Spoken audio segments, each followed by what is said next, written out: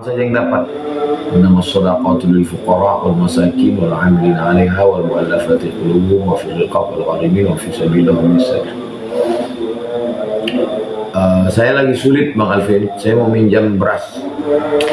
Berarti berpindahnya beras itu dari tangan Bang Alvin ke saya, akadnya adalah pinjam. Kapan bayar? Nanti saya panen saya bayar. Atau bisa juga modelnya gadai, saya pinjam tapi pegang ini surat cincin saya, nanti kalau saya ada saya tebus. Jadi perpindahan barang itu mesti jelas, jangan sampai tidak jelas. La ta'kulu amwalakum bainakum bil batil, jangan kamu makan harta di antara kamu dengan cara batil. Illa an takuna tijaratan, kecuali perniagaan, perdagangan.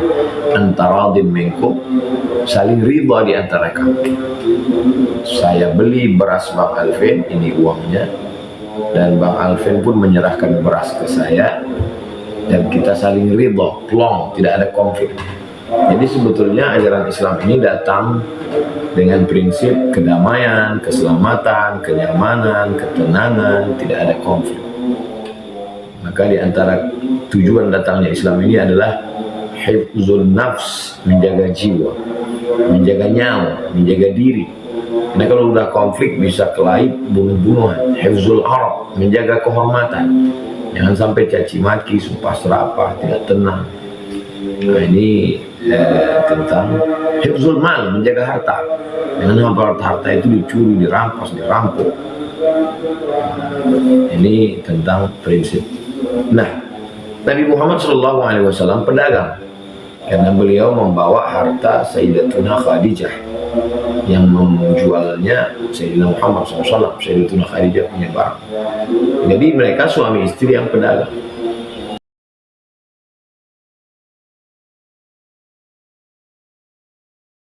Sayyidatuna Khadijah pedagang, Sayyidina Muhammad pedagang. Nabi punya ayah namanya Abdullah. Abdullah meninggal ketika Nabi dalam kandungan Sayyidatuna Aminah dalam usia 2 bulan, dan Abdullah itu sedang berdagang. Nabi pedagang, ayahnya juga pedagang. Abdul Muttalib pemegang kunci, dia air minum, dia juga seorang pedagang. Dan ketika turun riba, ayat tentang riba, wah, la ta'kulu riba adhafan mudha'afah. Riba yang pertama yang diharamkan adalah riba Abbas. Abbas adalah saudara ayah Nabi Muhammad, pamannya Nabi. Mereka juga pedagang. Muhammad SAW, anak Abdul Muttalib. Muhammad SAW, anak Abdullah, anak Abdul Muttalib, anak Hashim, anak Abdul Manaf, anak Qusay. Qusay juga pedagang, orang kaya yang mendirikan rumah balai pertemuan bernama Darun Nadwa. Abu Talib membawa Nabi Muhammad SAW dalam suatu perjalanan. Karena panas, mereka bernaung, berlindung di bawah tempat ibadah. Lalu kemudian pendeta dari dalam tempat ibadah itu keluar, namanya Bahira. Bahira bertanya, kamu mau kemana? Kami mau berdagang. Paman Nabi juga pedagang, istrinya pedagang, Nabi sendiri berdagang, kakeknya pedagang, pamannya pedagang. Jadi mereka ini adalah keluarga besar. Nah, dalam Islam diajarkan at-tajir pedagang, as-saduq jujur, al-amin amanah. Kalau dia meninggal, ma'an nabiyyin, dia akan bersama dengan nabi-nabi, was-siddiqin, dia akan bersama dengan orang yang benar, was-syuhada, dia akan bersama dengan orang yang mati syahid. Dan sekarang kalau kita lihat orang-orang kaya itu karena perdagangan, perniagaan, transaksi. Bahkan dengan canggihnya alat telekomunikasi sekarang, orang bisa berdagang tanpa punya toko, tidak punya gerai. Pedagang bisa buat online, diantar langsung dengan delivery, ada pengantarnya, ada jasanya. Nah, jadi dalam zaman dulu orang kesulitan untuk punya tempat dan kesulitan pemasaran, marketing. Sekarang setiap orang bisa memasarkan melalui grup-grup WhatsApp, saling posting di Instagram, di TikTok. Akhirnya laku. Bersaing sekarang kualitas. Kalau dulu mungkin kualitasnya bagus, tapi karena nggak bisa mengiklankan, nggak laku. Sekarang begitu diiklankan, insya Allah laku. Yang penting kualitas. Orang kalau dia sekali rasa enak makanan kuliner, dia akan cari. Kalau pakaian, jahitan, dia rasa nyaman, dia akan mencari. Orang akan mencari. Kita sendiri, ketika kita lagi mau makan, terbayang, oh kayaknya enak di sini. Jadi persaingannya, insya Allah persaingan yang sehat. Baik, selanjutnya kita masuk dalam rukun. Rukun artinya tiang. Makanya Ka'bah itu ada rukun Yamani, ada rukun Iraqi, ada rukun Syami, ada rukun Hajar Aswad. Tiangnya. Nah, jual beli ini tiangnya, tiang yang pertama adalah penjual dan pembeli. Ada penjual barang, ada pembeli yang mengambil barang dan membayar kompensasi dengan uang. Kalau dia bayar dengan uang, biasanya disebut jual beli di tempat kita. Kalau yang satu orang gunung, dia bawa sayur, yang satu orang laut, nelayan, dia bawa. Yang satu nelayan, dia bawa ikan, lalu kemudian terjadi barter. Nah, jadi barter pun juga bagian dari jual beli. Nah, penjual dan pembeli ini syaratnya mesti dia berakal. Jadi kalau ada orang gila datang mau jual tanahnya, itu jual belinya tidak sah. Lalu kemudian ada orang, maaf, dia tidak gila tapi kurang akal, dungu, itu juga tidak sah. Jadi orang gila dengan orang dungu bisa saja dia punya harta. Hartanya dari mana? Warisan bapaknya. Lalu siapa yang mentransaksikan jual belinya? Wali. Makanya dalam Islam ini ada wali. Jadi wali itu bukan hanya perempuan yang mau menikah, tapi juga seorang laki-laki yang kurang akal. Maka ada orang yang melakukan transaksi untuk jual beli barang dia. Begitulah Islam menjaga orang supaya tidak teraniaya. Nah, jadi kalau tidak, nanti orang pintar akan membodohi orang bodoh. Akhirnya hukum laut, ikan besar memakan ikan kecil. Sedangkan Islam ini menjaga harta. Kemudian syarat penjual dan pembeli ini adalah memang dari kehendak sendiri, nggak bisa dipaksa. Misalnya saya penguasa, saya suka dengan tanah orang, lalu kamu mesti jual. Oh, nggak bisa begitu. Jadi dalam Islam sehebat apapun orang, dia nggak bisa maksa orang lain. Makanya bunyinya antaradin, sama-sama ridho. Saya jual barang ini dengan harga 100.000 tunai, saya beli. Yang punya barang ridho dan yang punya uang juga ridho. Lalu kemudian yang syarat ketiga rukun penjual dan pembeli ini adalah tidak boros, tidak berlebih-lebihan. Tidak berlebih-lebihan ini maksudnya la tu'tus, surat An-Nisa ayat 5, la tu'tus sufaha'a amwalakum allati ja'alallahu lakum qiyaman warzuquhum fiha. Jangan kamu serahkan kepada orang yang belum sempurna akalnya harta mereka yang ada dalam kekuasaanmu, yang dijadikan Allah sebagai pokok kehidupan. Jadi kalau sampai masuk dalam ini, innal mubadzirina kanu ikhwanas syayatin, orang yang berlebih-lebihan bukan kebutuhan, itu termasuk saudara setan. Kemudian syarat yang keempat dari penjual dan pembeli ini adalah orangnya mesti baligh. Baligh itu kalau sekarang ya perempuan sudah menstruasi, mohon maaf, laki-laki sudah remaja. Ya, tidak bisa juga di faktor umur karena sekarang lebih cepat prosesnya. Adapun anak-anak kalau dia membeli untuk hal yang kecil-kecil, beli air minum, beli permen, itu sah. Tapi kalau sampai anak-anak jual tanah, ini nanti bisa jadi konflik. Nah, jadi lihat dulu benda-benda yang kecil, remeh-temeh bisa. Jadi rukun yang pertama adalah penjual dan pembeli. Al-muta'aqidan. Penjual dan pembeli itu syaratnya berakal, dengan kemauan sendiri, tidak ada paksaan, tidak tergolong dalam pemborosan, dan dia sudah baligh. Berikutnya rukun yang kedua adalah harga dan benda yang dibeli. Harga, uang, kemudian benda. Ini harga 5.000 rupiah dan ini barang. Apa syarat harga dan barang? Syarat yang pertama, dia mesti suci. Suci, nggak bisa saya beli khamar. Innamal khamru khamar wal maisir judi wal ansab menyembelih binatang itu berhala wal azlam mengundi nasib rijusun najis min amali syaitan perbuatan syaitan fajtanibu jauh.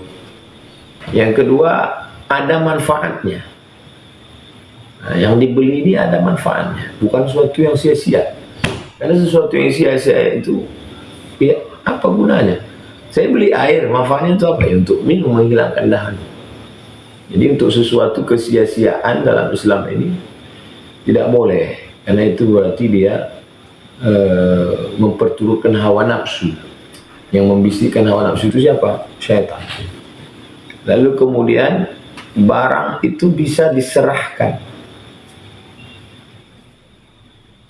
Saya jual air, bisa diserahkan. Nah, jadi tidak bisa saya jual itu buah kelapa. Kebetulan depan rumah ini ada pohon kelapa. Saya jual itu buah kelapa, satu tanda. Saya jual buah kelapa, satu ikat. Mana kelapanya Ustaz? Bulan depan kelapanya baru berbuah. Enggak bisa. Ya kalau ada buahnya, kalau tidak. Nah jadi, iya tapi ini yang jual ini Ustaz Somad, nggak bisa begitu. Ya, ini nanti kita hanya buat permusuhan aja. Jadi barang bendanya ada.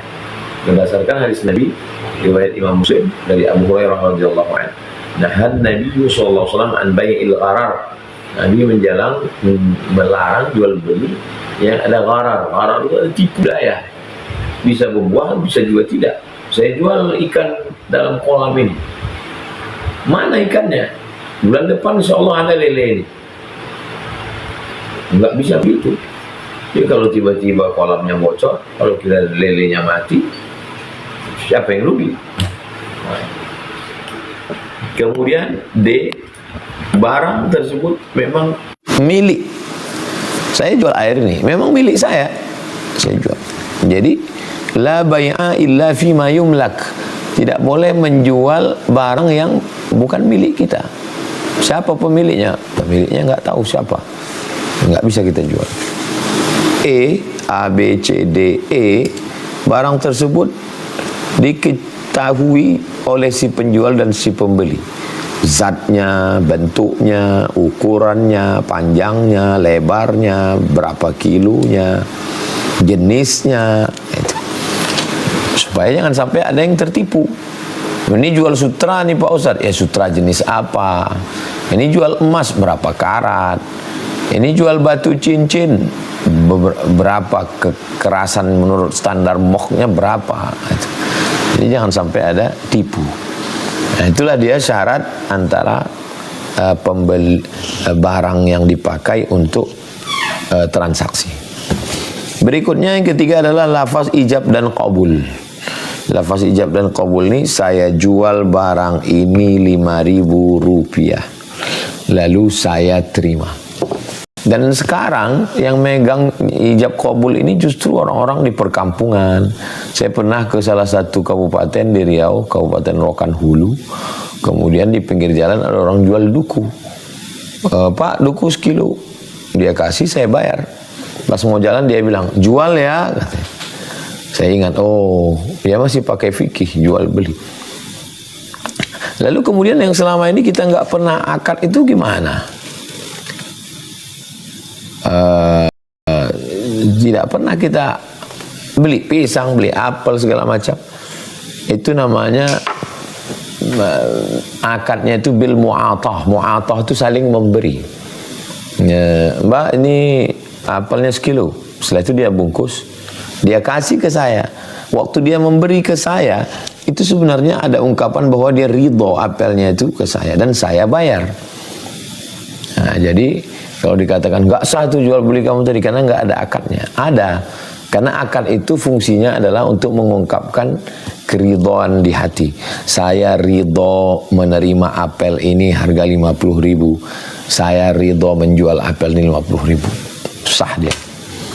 Nah, ini tentang melafazkan atau tidak melafazkan.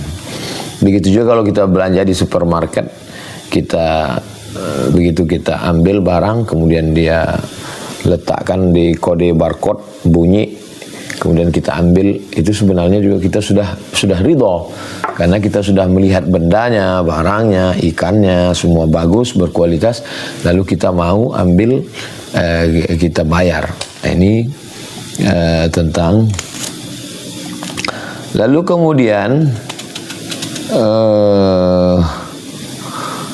setelah 3 unsur tadi, 2 orang yang berakad, penjual dan pembeli, kemudian ada nilai beli dan barang yang dijual, lalu kemudian ada ijab dan qabul, dan ada beberapa jual beli yang dianggap tidak sah karena kurang rukunnya, karena tidak cukup syarat. Misalnya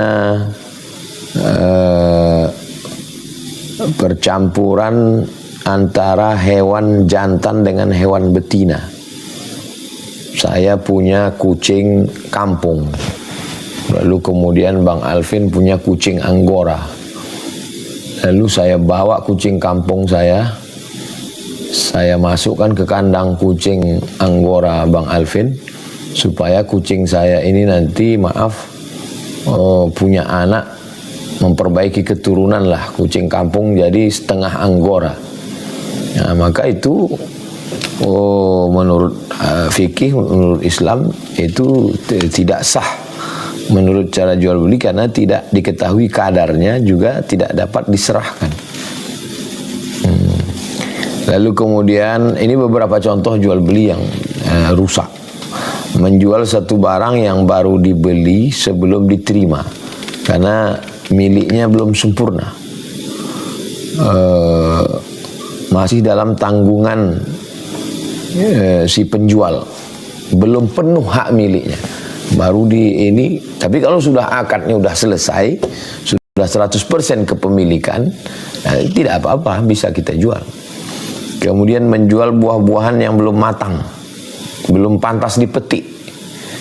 Ini saya jual duku ini, pohon ini. Kapan? Bulan depan.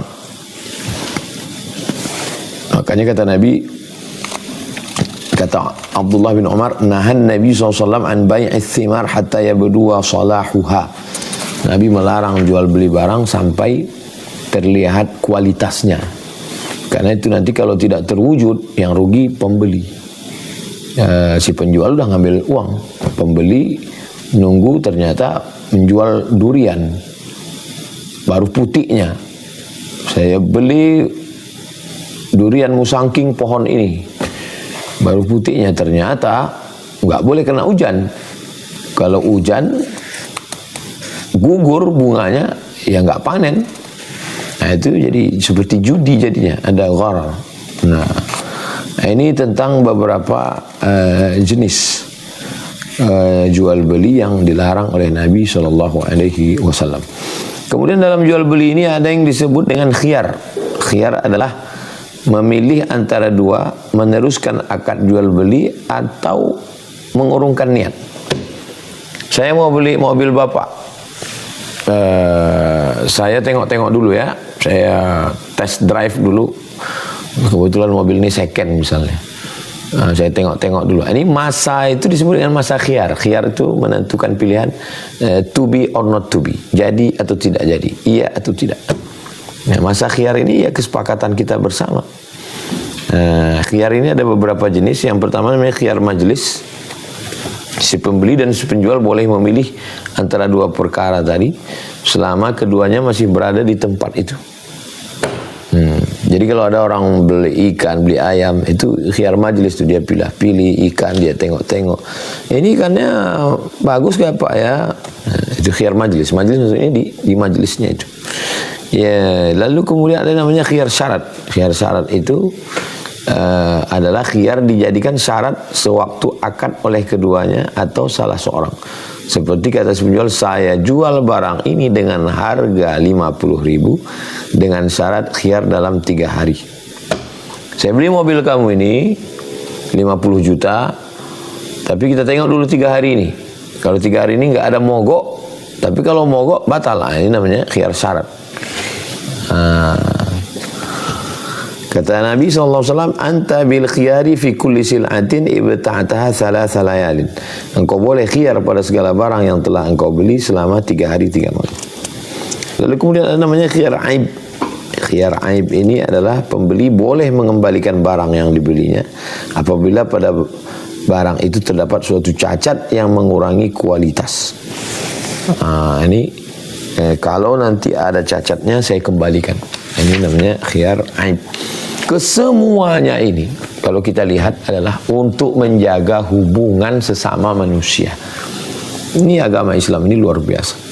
Berapa banyak orang yang hubungannya kepada Allah bagus, tapi muamalah, maka disebut dia muamalah, amala yuamilu muamalah, interaksi sama manusia, jual beli, hutang piutang, gadai menggadai, pinjam meminjam. Nah ini. Lalu kemudian apa hukum jual beli itu? Hukum jual beli ya mubah, boleh. Hukum yang kedua adalah jual beli itu wajib. Misalnya wali menjual harta anak yatim kepada kalau terpaksa. Misalnya saya diberi amanah menjaga sawit anak yatim 2 hektar. Kemudian anak yatim ini nggak makan, saya juga nggak punya uang. Wajib saya jual sawit, wajib saya jual. Karena tidak boleh mati, nggak boleh milih mati. Ini untuk makan. Tapi ada hukum yang ketiga, jual beli ini bisa haram. Misalnya jual beli khamar, jual beli babi, barangnya haram. Lalu kemudian yang keempat adalah sunat. Jual beli kepada sahabat, kepada keluarga, orang yang dikasihi, orang yang sangat memerlukan datang, tolonglah beli. Ini sunat. Jadi ada mubah, ada haram, ada sunat, ada wajib. Itu terkait dengan jual beli, lebih kurang 30 menit pengantar dialog kita pada malam hari ini tentang jual beli. Selanjutnya kita akan banyak kembangkan di dalam tanya jawab. Saya kembalikan ke Bang Alvin Firdaus. Terima kasih. Wassalamualaikum warahmatullahi wabarakatuh.